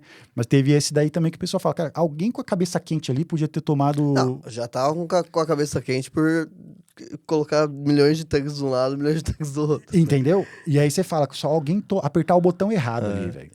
Aí o negócio ia tomar um rumo completamente diferente. E isso é uma história que eu acho que vale a pena comentar aqui sobre o que acontece ali, a tensão do que o muro trouxe. Faltou um pouquinho de diplomacia ali pra galera do telefone, né? Pois é, entendeu? Mas é que eu No acho que... primeiro tanque, o alemão devia pensar, putz, aconteceu alguma coisa errada. Vamos tentar resolver isso sem ter que mandar 2 tanques. Vamos esperar um pouco, né? Vamos Porque falar a disso. chance de dar merda, de fato, era Era gigantesca. altíssima, era altíssima, Porque altíssima. alguém com um dedinho tremendo ali no gatilho é 1-2, né? Exato. Quer dizer algo aí, Fábio? Se o Daniel me permitir, eu gostaria de complementar um pouco com relação à história da construção do Muro de Berlim, que foi neste mesmíssimo ano de 61, dito cujo, né? Não permito. O ano tão bendito. Não permite? Que pena. Não dá parte, ministro? Eu dou a parte a mim mesmo, Vou te não se levar um preocupe. tanque, vou te levar um tanque. Não tem problema. 61 que foi um ano tão icônico que ambos os meus progenitores nasceram neste ano, então realmente é um ano deveras importante para a minha pessoa. Caso contrário, não estaria aqui, né? Ou, aliás, todos não estaremos aqui se alguém tivesse errado o gatilho, por assim dizer. Mas pronto, o Diego eu havia 61, dito justamente no começo. 61 também teve o caso da Baía dos Porcos lá em Cuba, Isso. né? Podia ter dado merda ali também, né? Foi também, se não me falha a memória, o ano em que o Jânio quase pediu renúncia, quase que o Jango não assume, porque ele estava na China, já achavam que o Sim, Jango era sim. comunista, aquela Tentaram dar coisa o toda. golpe. Nunca vi dono de Brizola que grandes resolveu. terras ser comunista, mas tudo bem. Enfim, o ponto não é este, o ponto é o Muro de Berlim. Né? O Diego havia falado logo no começo do episódio com relação ao plano de reconstrução da Alemanha. Né? Do lado ocidental nós tivemos o plano Marshall, do lado oriental também tivemos um plano de reconstrução, mas evidentemente os planos tinham uma questão muito díspare. E vamos lembrar que os Estados Unidos não sofreu com a guerra como a União Soviética sofreu, coisa que também o Diego já havia dito, né? Então a União Soviética queria reparações com relação à guerra, não tanto quanto os Estados Unidos, que não sofreu nada. Consequentemente, eles tiveram muito mais dinheiro para investir e ficou muito evidente a diferença, a discrepância que havia entre o lado ocidental e o lado oriental de Berlim. Consequentemente, começou a haver uma fuga em massa da população oriental, não só de Berlim, mas todo em volta, porque vamos lembrar que Berlim Ocidental estava dentro da Alemanha Oriental, então todo mundo começou a ir para lá. E isso começou a gerar um problema tanto para a Alemanha Oriental como para a União Soviética. E se não me falha a União Soviética foi justamente quem decidiu a construção de um muro. E essa construção do muro foi do dia para a noite. Literalmente, as pessoas que cruzaram para um lado e cruzaram para o outro, quando acordaram no dia seguinte, viram que não podiam mais cruzar para o outro lado. Não havia mais essa possibilidade. Claro que o muro que nós vemos cair não é o mesmo muro que quando foi construído do dia para a noite. Isso foi uma construção ao longo dos 20 anos, mais ou menos, 28 anos, se não me falha a memória, que teve de vida do Muro de Berlim. Isso foi, claro, assim, primeiro foi tijolinho por tijolinho ali, fizeram uma muretinha ali baixinha, colocaram uns arame farpado, criaram alguma coisinha ali, só para falar que tinha um muro. Depois, claro, evidentemente, tinha o muro que nós conhecemos, é aquele mesmo, aquele concretão de cimento gigantesco que caiu em 89, né? Que tem o mito de que, por casualidade, Pedro Bial estava em Berlim na queda do muro. É um mito, tá, gente? É um mito. Ele chegou uns 4 dias depois da queda do muro, como qualquer bom repórter da altura demorou um tempinho para chegar. Claro. Mas enfim, ainda não vamos ainda nos bom que adiantar. ainda bem que você esclareceu, que você falou que é um mito, eu já achei que você ia falar, não, ele sabia que ia cair.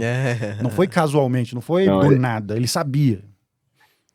Ele não é esse tipo de mito, não, né? Como entendi. surgiu atualmente aí alguns tipos de mitos, mas vamos lembrar sempre que mito vem da mitologia, né?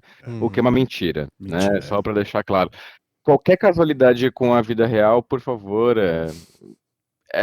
caso, olha, se a carapuça serviu, como diria minha avó.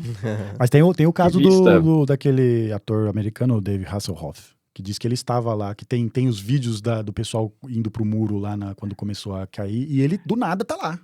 Aí isso foi... Mas o David Hasselhoff, ele é um ícone na Alemanha. Os alemães amam o David Hasselhoff como se fosse sei lá, Pelé. tipo o Roberto Carlos, não é? Tipo o Roberto Carlos, assim, É, todo mundo na Alemanha ama o David Hasselhoff.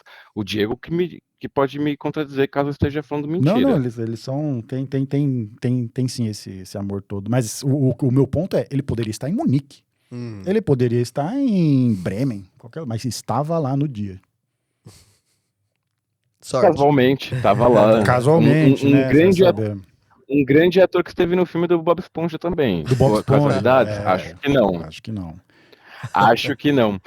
Mas enfim, só para terminar o raciocínio, realmente o Muro de Berlim ele foi construído do nada, mas o muro no qual conhecemos, o que nós temos no nosso imaginário, este sim foi construído ao longo dos tempos. Coisa que foi piorando.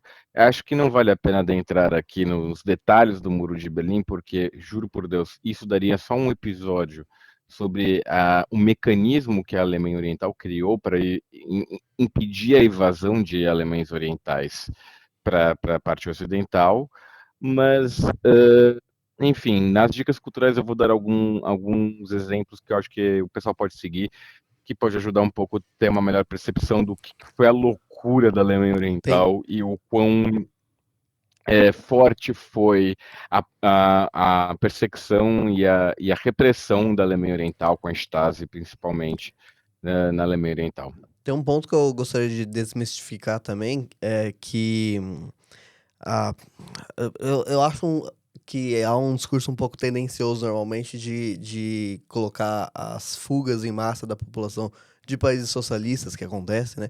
Por exemplo, Cuba, né? Muita gente sai de Cuba para Miami e tudo mais. Como, entre aspas, culpa do socialismo. Eu acho que é muito mais simples a questão. As pessoas fogem de ausência de coisas. Por exemplo, fogem de não ter comida, né? Por exemplo, houve uma fuga em massa dos Estados Unidos no início dos anos 30 para a União Soviética. Porque os Estados Unidos estava muito quebrado, muito na merda, e a União Soviética passou, entre aspas, ileso pela queda da Bolsa de 29. Não literalmente ileso, mas passou bem, e era um país muito mais seguro, né? Não é que as pessoas que estavam fugindo ali, elas eram socialistas. Elas não eram socialistas. Era só procurar um lugar mais seguro, né? E essas fugas é isso, né? A questão é menos complicada do que parece ser. Não é que uma é pró-capitalista e a outra é pró-socialista e blá blá. Não, as pessoas só querem um lugar melhor para viver. E vai acontecer dos dois lados, entendeu? Haviam muitas fugas que não eram questões de regimes nem nada do gênero. Às vezes as fugas baseavam-se somente na questão familiar. Vamos Uhum, lembrar, assim, era uma cidade. Imagina, vamos dizer, São Paulo, que eu, por questões de proporcionalidade, imagino que boa parte dos nossos ouvintes sejam de São Paulo, né? Porque é a maior cidade. Imagina assim, do dia para a noite, de um lado da Paulista você pode cruzar, do outro lado da Paulista você não pode. uhum. E o teu primo tá vivendo do outro lado, tua mãe tá vivendo do outro lado da Paulista. É, gente, as pessoas queriam se juntar, as pessoas queriam estar junto dos seus entes queridos. Claro, evidentemente, também não vou passar o pano falando que, meu Deus, era só questões familiares. Não, tinha gente que não queria estar no comunismo. E eu vou dizer uma dica cultural. Há gente que foi pro lado comunista também, mas isso eu vou deixar pro final do episódio. Olha Brasileiro, só, inclusive. brasileiro, é isso que eu ia falar. Não, mas se acontecer isso da Exatamente. Paulista, Já me sabe minha dica cultural já. todo mundo tá sabendo, todo mundo lê as notícias aí. Mas se acontecer isso aí com a Paulista, na Paulista, eu quero dizer, deixar muito claro que eu quero estar do lado do Consolação, viu? Eu não quero estar lá dos Jardins, não, gente. Eu quero estar do lado Ah, da bagunça. Eu tô do lado do Bexiga. Eu tô do lado do samba do Isso, Bexiga sexta-feira. isso. Eu quero ir pro Estadão ali, eu quero descer pra República. eu tô do lado de Osasco. Ixi, aí ficou nos Jardins. Ou seja, o Danilo já é outro país, ele já tá na Polônia. É, já chegou em Potsdam ali. Sim, sim, eu não tenho como. Eu sou osasquense, osasquino, né? Eu não sou, mas de coração eu sou, né? Apesar do Fábio Diz ficar há pouco zoando. tempo atrás, há 5 meses atrás, ele tá falando, não, porque eu sou de Pau Sabe o que Sul, que o que eu não sei o Fábio, sabe o quê. que que o Fábio e os outros colegas da PUC falavam quando eu tava indo embora nas aulas à noite, né? Falava, pô, não consigo ficar mais porque é um pouco longe, né? Tem que, pô, pelo menos O uma trem meia das hora 11, né? O trem das 11. pô, pelo menos uma meia hora pra chegar só na estação, imagina em casa, blá, blá, blá, beleza. E daí muita gente, inclusive esse querido Fábio aqui, ó, esse cabeludinho aqui, ele falava assim, não, você vai cortar uns matos pra chegar, né, matar uns índios. Porra, Pegar velho. um cipó, pegar uma jangada. É índio não, mas eu falava que você tinha que pegar uma canoa. Não, ó, você viu, tá, Isso eu tá, falava, isso eu tá, brincava. viu, tá querendo tirar o dedo da Qual que é reta. a parte que o Danilo não falava, que ele não tava na sala de aula, ele tava no bar, Não, sim, no é por isso que eu não podia ficar um pouco mais, né? carinhoso bar Paraty, que nós íamos tomar nossa cerveja, nossa cevada após é, aulas. Nós íamos lá e o Danilo, não, tem que ir embora, que não sei o que, já tá tarde, não sei o que, blá blá blá blá blá blá blá blá blá. E aí que eu brincava, mas ele não tava na aula estudando não, tá? Ele tava no bar, deixar muito bem claro. Que bom. Momento nenhum disse que eu tava na aula, né? Mas enfim. Disse sim, sim, senhor. O... então, aí tem essa questão aí da fuga, que também foi um dos motivadores, tudo, mas aí queria voltar um pouco também no que estávamos falando de pessoas aleatórias, né, estarem nesses lugares. Mas aí não tem tantos, não é tanto em relação a um evento específico, como a queda, ou o dia que começaram a erguer o muro, tudo, mas até como parte da propaganda. Eu não vou dizer que foi ativamente o Estado Estado estadunidense, né, para manter meu amigo feliz aqui. Pode falar norte-americano. Que aí o Canadá fica chateado, o México também, então... Mas Mas teve... não é uma mentira, né? Não é. É verdade. Mas americano também não, né? Mas daí Entendeu? é muito, Entendeu? mas é muito Contempla demais, né? generalizando, É que você se inclui, aí você vai, não, exatamente. deixa pra lá. Mas teve muita gente, tipo... Berlim se tornou, né, sempre foi, na realidade não é novidade, sempre foi o polo cultural ali, o centro da efervescência cultural, intelectual da Alemanha. E também, até durante esse período, né, então tem muito caso de famosos que passaram temporadas lá, ou foram visitar, até mesmo os presidentes americanos que visitaram, né. Então tem o caso do David Bowie, que morou lá por uns anos, junto com o Iggy Pop, e tem a história dele com o muro, que é bem legal. Porque ele gravou 3 álbuns lá. Inclusive aquele álbum dele lá, o Heroes.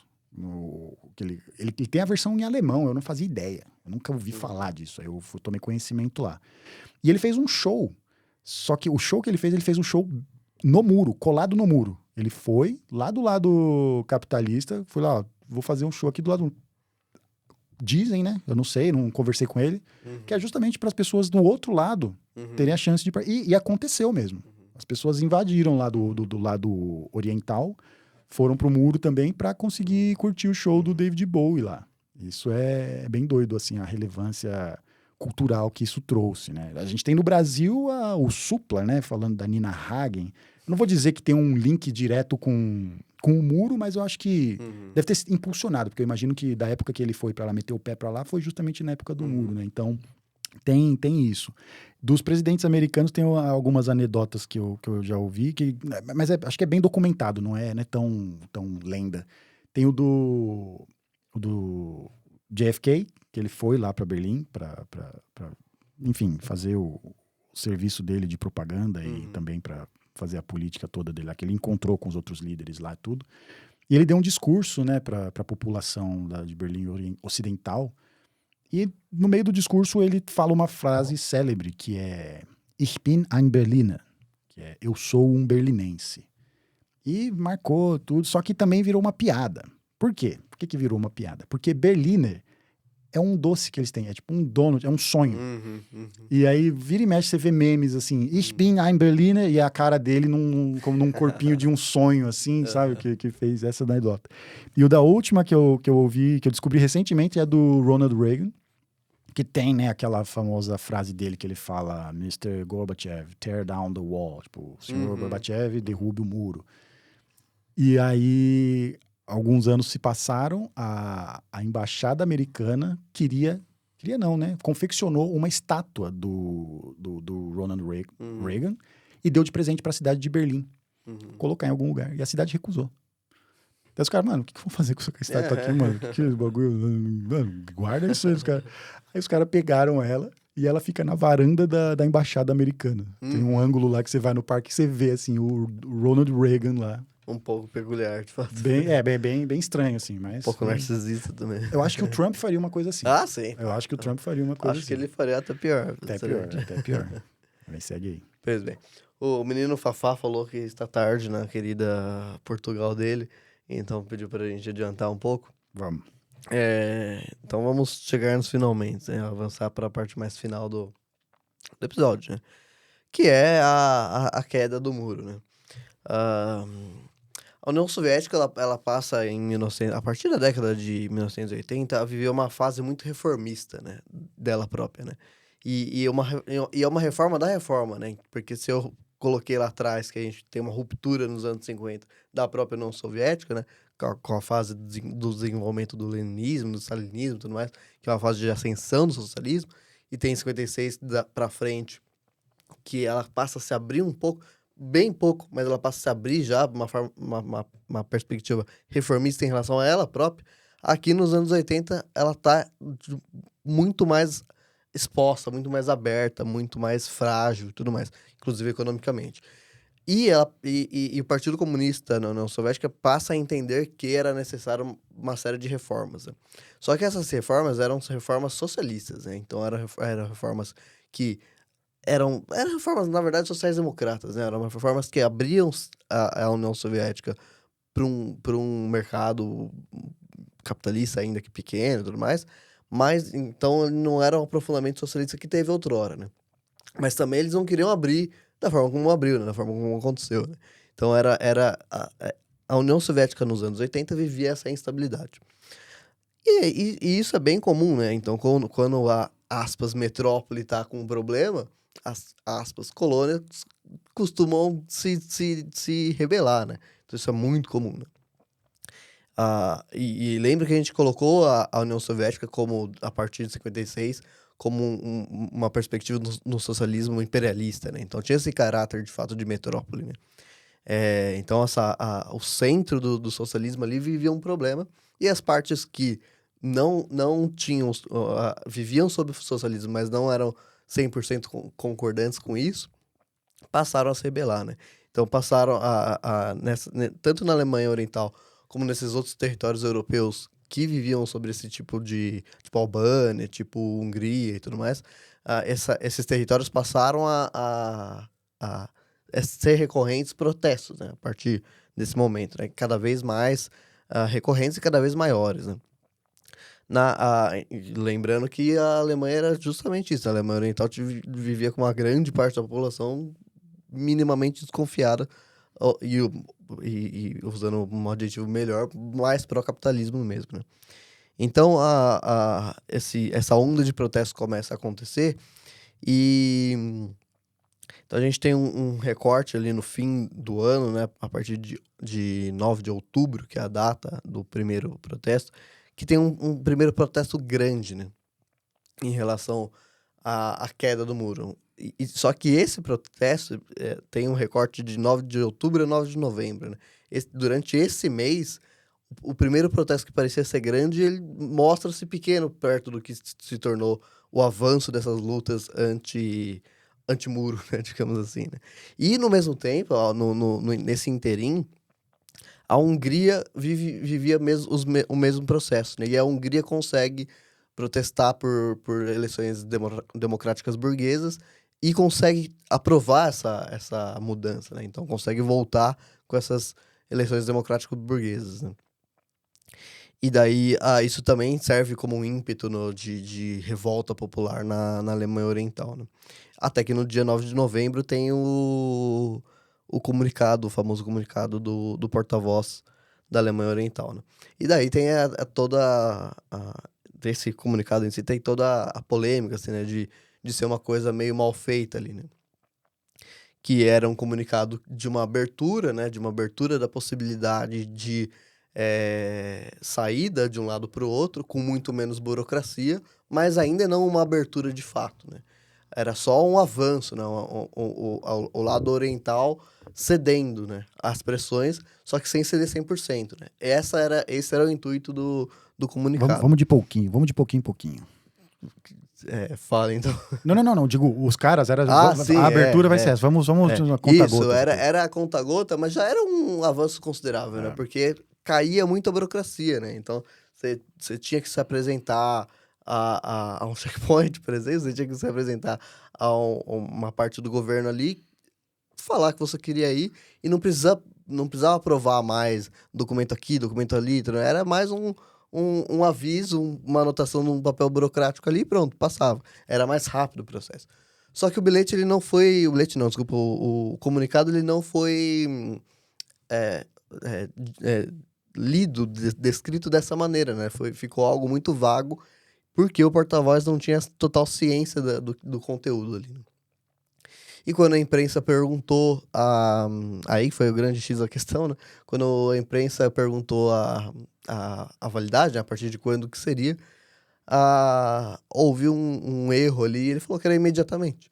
E daí, essa população que estava ansiosa, profundamente ansiosa, por vários motivos, né? Tanto por não gostar do socialismo da Alemanha Oriental, tanto por questões familiares, tanto por questão de propaganda e tudo mais, essa população se dirige ao muro, né?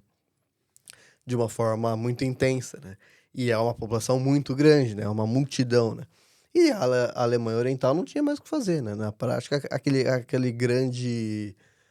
aquela grande massa de pessoas se dirigindo ao muro, também porque a própria Alemanha Oriental permitiu, né? Ainda que não fosse do seu desejo, aquele grande número, aquela massa de pessoas, não tinha como frear mais e pronto, né? E a partir daí há um Danilo, evento muito peculiar, assim, né? a verdade mesmo é que ninguém queria aquele muro, independentemente da questão ideológica ou coisa do gênero. Até tem documentários que já vi com relatos de pessoas da Alemanha Oriental que, quando protestavam contra a Alemanha Oriental, não protestavam contra o fim do comunismo, contra o fim do Estado em si, mas queriam mudanças, queriam poder ir Uhum. visitar ali do outro lado, do tipo, vamos pensar da seguinte maneira. É como se eu estivesse morando em São Paulo, daí eu estivesse em Osasco e não pudesse simplesmente visitar um grande amigo meu. É nesse quesito. Não é um questionamento sobre o estilo de vida ou sobre maneiras de pensar. Eu só quero visitar o meu amigo que está logo ali do lado, né? É só isso. Uhum. Às vezes eu acho que a questão da própria queda do Muro de Berlim tem muito uma conotação com. Claro, foi de fato o símbolo do fim da Guerra Fria, o fim do comunismo, ou melhor dizendo, do socialismo real do século XX, sem sombra de dúvidas. Entretanto, dá um ar muito maior, muito mais importante com relação a isso. Só que a verdade mesmo é que o muro, quando caiu, as pessoas só queriam visitar o outro lado. Haviam parentes que não se viam há anos. E, enfim, só queriam visitar os seus parentes, não queriam nada além disso, né? Só para fazer um adendo ao comentário, por Pois favor, bem. Danilo. E os próprios protestos dentro da União Soviética tinham um caráter muito mais socialista do que... Então era uma oposição de dentro, assim, né? Nesse momento. Só que da União Soviética também as coisas foram muito mal feitas e simplesmente ruíram, né? Um problema burocrático mesmo, assim, né?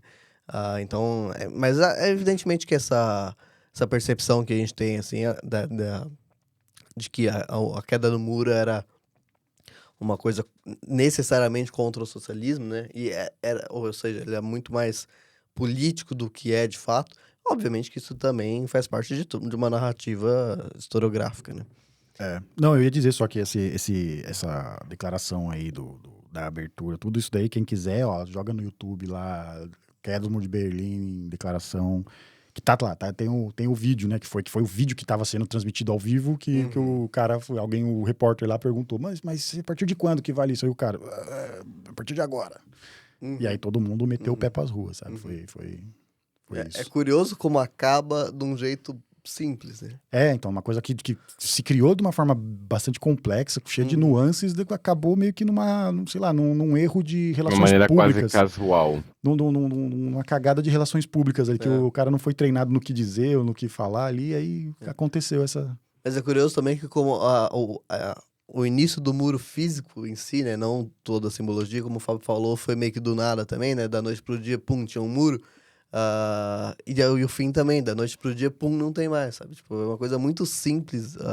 É muito, muito esquisito isso, né? Como um problema tão sério acaba de uma forma tão simples. Tão drástica e tão repentina, né? Não é drástica, repentina, acho que era essa a palavra, né? E isso tudo foi o. Agora, isso sim dá para dizer que a queda do muro foi o prelúdio da reunificação da Alemanha, né? Uhum. Depois ficou claro que fala, Uhum. não se sustenta mais esse. Diga. E, e num contexto eu acho que é muito interessante porque um ano depois da queda do muro, literalmente um ano depois, a Alemanha Ocidental, vamos lembrar que em 90 ainda havia divisão das Alemanhas, mas um ano depois a Alemanha Ocidental ganhava a Copa do Mundo. Uhum. Consagrava ainda por cima a reunificação, ainda Uhum. com um toque poético, vamos dizer dessa maneira. Não, Pois é é. verdade. Pois é. Isso é bem verdade, né? E uma coisa que as pessoas. Eles sempre falam, né? Reunificação da Alemanha, essas coisas. Eu diria que é a absorção. Porque na prática, o que aconteceu foi a Alemanha Oriental foi absorvida pela Alemanha Ocidental. O Uhum. que valeu, eles fizeram algumas concessões aqui e ali, mas assim, todo o arcabouço legal, todo, até o nome do país, tudo, assim, eles não mudaram. A Alemanha Ocidental não foi que mudou, vamos nos juntar e transformar, fazer a Uhum. fusão do Dragon Ball e tem o Gotenks. Não. Foi assim, vem cá, vocês agora são parte da gente. Tanto é que Uhum. nessa rolou negociações pesadas em relação a isso, porque tinha o lado oriental queria algum tipo de compensação. Beleza, eu vou jogar no seu time, vou entrar aí no negócio, mas eu preciso. Porque eu não sou tão forte economicamente, eu tenho uma série de outros problemas sociais aqui que vocês não têm, então eu preciso de algum suporte do seu lado. E é uma crítica que o pessoal fala até hoje. Tem essa divisão ainda muito clara hoje, da Alemanha Oriental e Uhum. a Alemanha Ocidental. Se você olha mapas em qualquer contexto, educação, acesso à saúde, acesso a empregos de alta remuneração, não sei o que lá. Você vê que o lado comunista ainda sofre até hoje. Uhum. E o lado ocidental, eles tem muita gente que tem um ressentimento, porque eles ainda pagam hoje pelo bem-estar do lado oriental. Uhum. Rola bastante isso, bastante mesmo. Assim. Eu já conversei com pessoas que falam, a gente não devia estar pagando, porque vai muito, muito da arrecadação desses estados que são os mais ricos, Uhum. vai para sustentar Uhum. o bem-estar social da antiga Alemanha Oriental. Uhum. Isso é bastante criticado, bastante mesmo. Uhum. E é curioso ver como isso tudo se desenvolveu e culminou, né, nessa absorção, né, que eu pessoalmente, se eu tivesse o poder aqui, ó, de como que eu reescreveria a história da Alemanha? Primeiramente, como eu falei no começo, eu voltaria lá em Potsdam em agosto de 45 e falava, ó, acaba com isso aqui, não deixa esses caras voltar a existir, não. Mas aí eu não sou historiador, então eu posso usar minha paixão aqui. Eu não tenho rigor historiográfico nem nada nisso. Mas outra coisa eu diria, não foi absorção, não foi reunificação. Assim, eu Vai lá, Fábio. concordo. Como eu sou historiador, eu posso dizer, eu concordo completamente contigo, Diego. Foi realmente, de fato, uma absorção, porque o Estado, a estrutura de Estado da Alemanha Ocidental continua exatamente o mesmo, ou seja, o nome, todas as estruturas, a nomenclatura, a moeda, foi tudo realmente absorvido e, de fato, há uma discrepância até os dias de hoje com relação à Alemanha Ocidental e Oriental. Apesar de não existir mais as fronteiras físicas, ainda há uma discrepância, ainda conseguimos ver em dados demográficos essa discrepância. O nível de industrialização na Alemanha Ocidental ainda é muito maior do que na Ocidental. O nível de, por exemplo, vacinação e alfabetização é maior na Oriental, por exemplo. Tem uma foto icônica da cidade de Berlim que você ainda consegue ver uma divisória entre as duas cidades com as Com as luzes, por luzes, exemplo. isso. A luz a ocidental é muito mais a LED e ainda a oriental é muito mais com aquela lâmpada incandescente, que é aquela luz mais amarelada, né? Um ótimo exemplo, por exemplo, em dados demográficos, é ver o mapa eleitoral da Alemanha. Quando você vê, por exemplo, os votos da extrema-direita que nós mencionamos da AfD, a Alternative von Deutschland, Alternativa para a Alemanha, o lado ocidental é muito mais à esquerda e o lado oriental é muito mais à direita, o que é curioso, pelo menos no sentido de que, né, ambos vêm de origens distintas. Uma vez eu estive conversando com uma Alemanha, foi justamente no ano novo, agora de 2025, e ela comentou sobre isso. Como o lado oriental esteve muitos anos fechado dentro de si, ou só voltada para o leste, eles não tiveram muito contato com o resto do mundo e com outros povos, com outras culturas. Consequentemente, quando abriram-se as portas e começaram a olhar para outros povos, outras pessoas, começou a criar-se um ressentimento. Consequentemente, o racismo começou a aflorar muito mais, onde aí a extrema-direita conseguiu florescer muito na Alemanha Oriental. Se não me falha a memória, o Diego que me corrija, acho que na cidade de Dresden, É lá mesmo. principalmente, Dresden é a é um capital da foco Saxônia. é um foco muito forte da extrema-direita. Isso. É a antiga capital da Stasi. O Dino Dresden era o time da Stasi, né, que era a Isso. polícia secreta da Alemanha Oriental. É algo muito, muito, muito forte. O que eu acho, assim, válido ressaltar aqui, pela curiosidade de que, como a Alemanha Oriental era comunista, eles voltaram-se muito para a extrema-direita. Só um dado Curioso, é. curioso.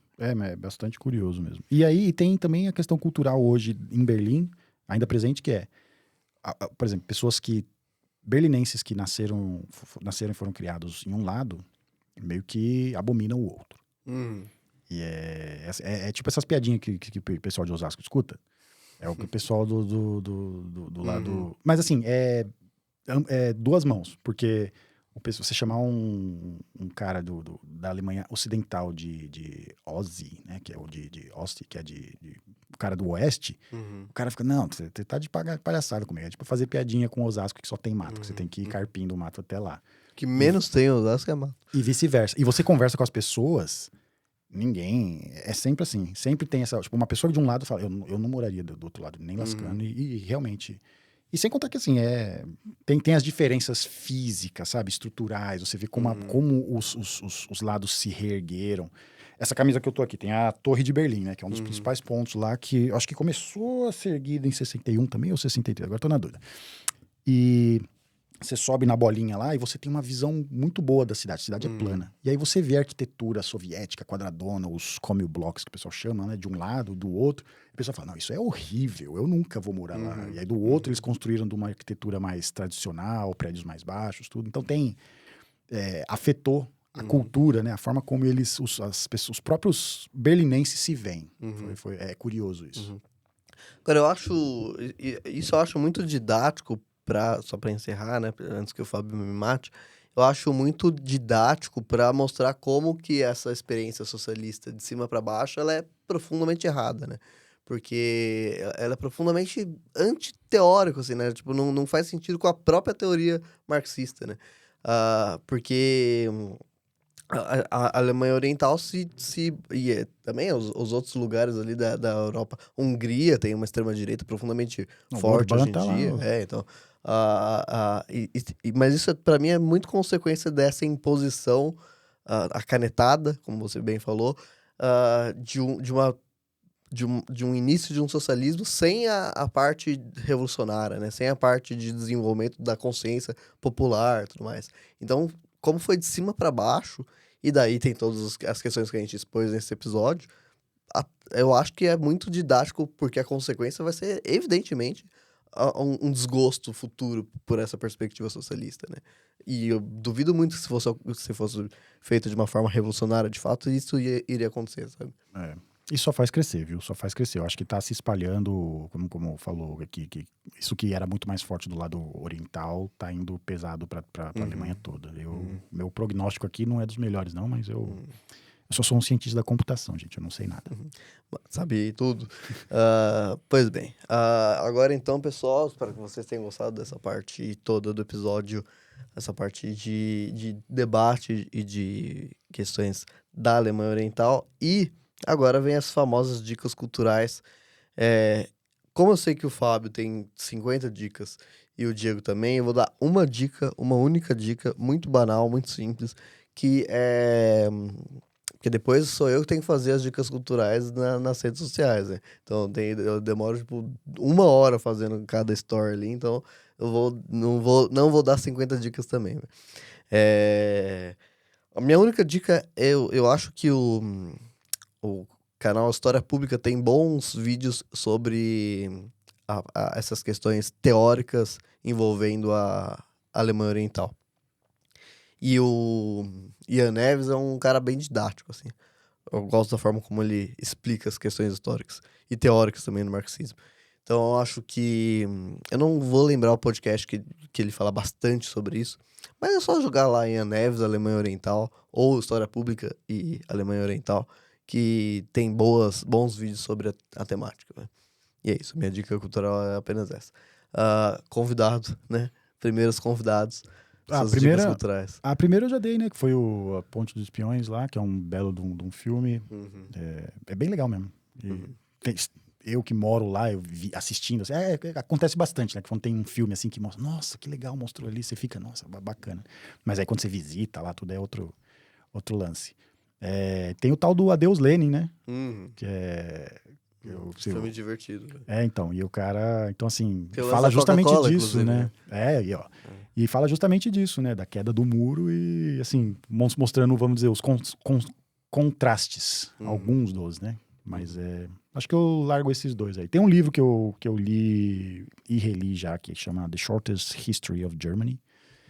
A história mais curta da Alemanha, eu não sei como que é em português aí. Mas é um livro muito bom. Se você tiver a foto dele, você me manda, por favor, pra Eu posso facilitar minha mandar. vida, viu? Eu posso te mandar o nome aí, você pega. Mas eu mando a Tá, foto, tem, é facinho lá. tá bom. Esse dá um contexto bastante legal, assim, não foca em Berlim, mas conta muito como Berlim foi esse desvio padrão de toda a Alemanha, assim, foi uma coisa Uhum, sempre diferente. Todos os alemães falam que Berlim não é Alemanha. uhum, Então, e esse livro menciona isso, né? Fala de muita coisa, você aprende bastante coisa que você não fazia ideia sobre a Alemanha, você fala, caramba, que legal.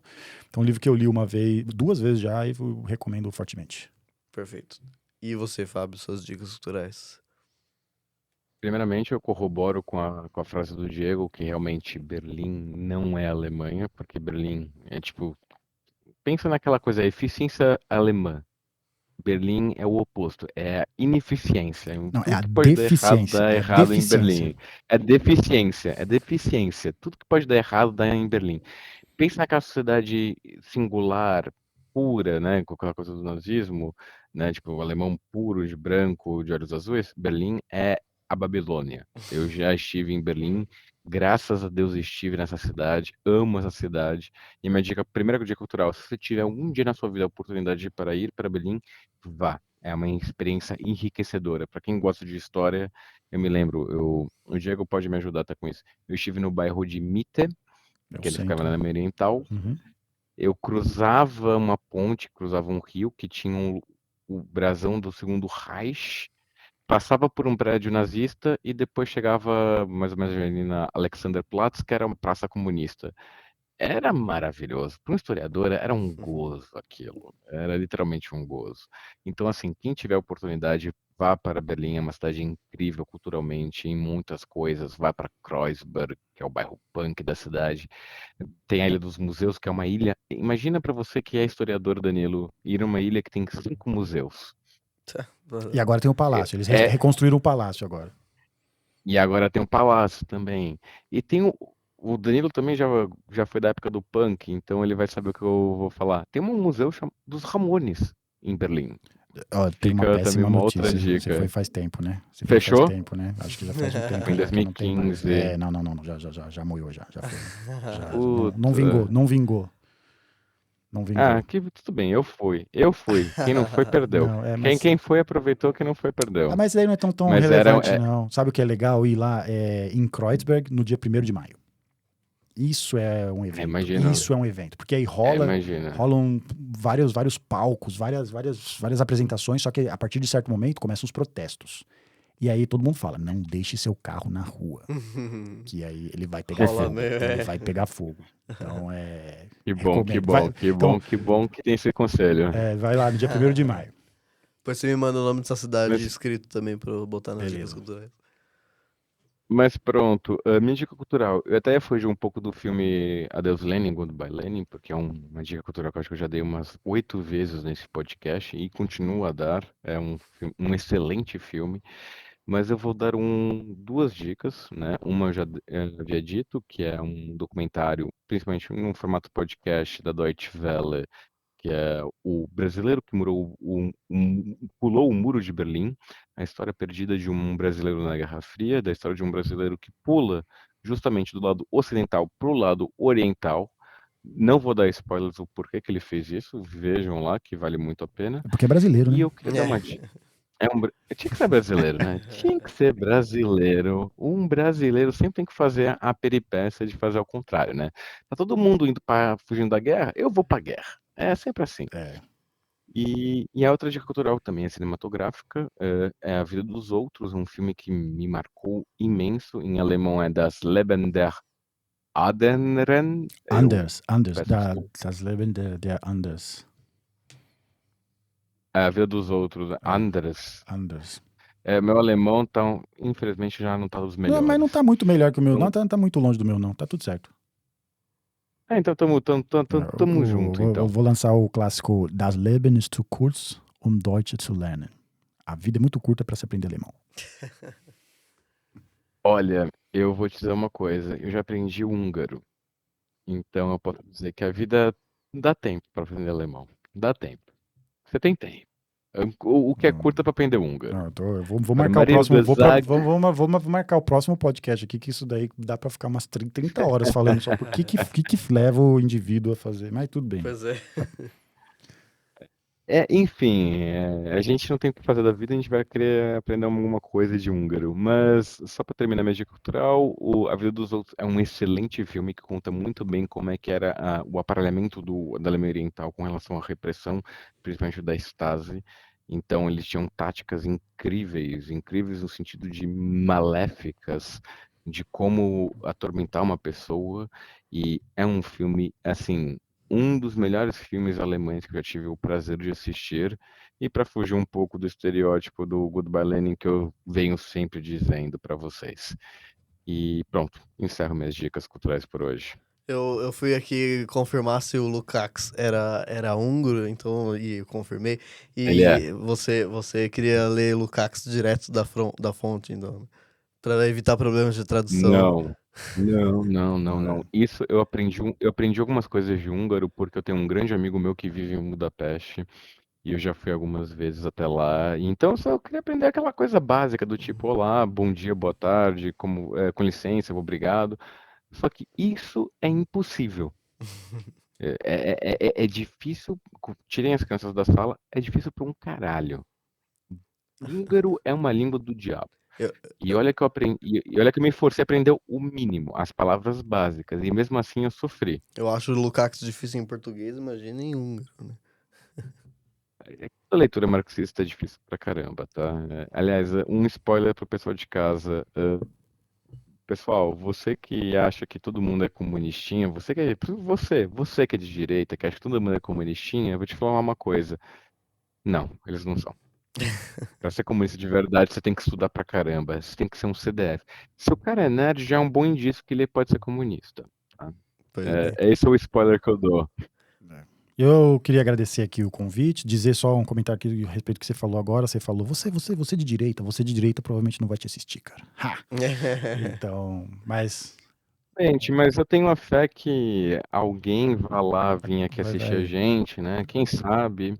Eu tenho esperanças. transpassar essa bolha aí, vai passar pro lado de lá. É isso aí. Mas é isso aí, para finalizar, antes de deixar minhas considerações, obrigado pelo convite aí. Espero que dê tudo certo aí, que esse episódio renda bons frutos. Fúria bolha. Fúria bolha. E é isso, conte comigo aí. Se precisar, a gente bola mais umas pautas aí, a gente vem falar groselha aqui. Bora, tem bastante coisa pra fazer. Né? E aí, pessoal, espero que tenham gostado. Não se esqueçam de nos seguir nas redes sociais, né? No TikTok, em especial TikTok e Instagram. Obviamente, estamos em todos os agregadores de podcast. E no YouTube, né? Que não é apenas um agregador de podcast. Então, podem procurar. Se vocês tiverem xingamentos, é Fábio Bollinger o nome dele. Ele que responde os xingamentos. E é isso, pessoal. Espero ter gostado. Beijos, abraços e muito obrigado, Blick, e muito obrigado, Diego, por tudo, mas também especificamente por conta desse episódio. Valeu. Obrigado, Diego. Adeus, pessoal. Até o próximo episódio.